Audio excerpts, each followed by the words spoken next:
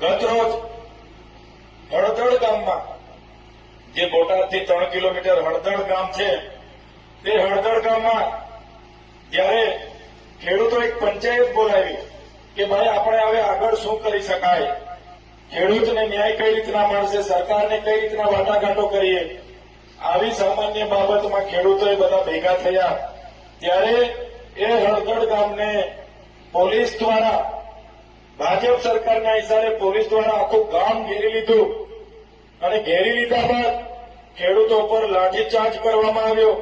ખેડૂતો જગતના તાતને મારવામાં આવ્યા.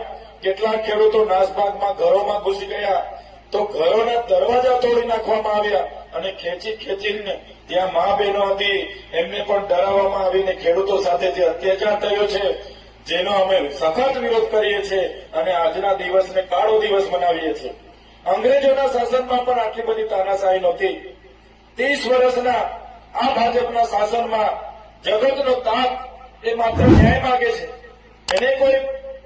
એને કોઈ અંગત સ્વાર્થ નથી.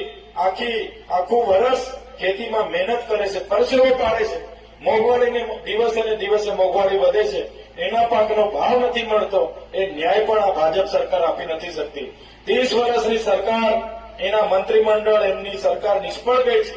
ત્યારે કૃષિ મંત્રીએ રાજીનામું આપી દેવું જોઈએ અને જે ખેડૂતોને મારીને પોલીસ દ્વારા ડિટેન કરીને, ધરપકડ કરીને 250 જેટલા ખેડૂતોને પૂરી દેવામાં આવ્યા છે. એમને આજે પાણી પણ નથી આપવામાં આવતું, જમવાનું પણ નથી આપવામાં આવતું.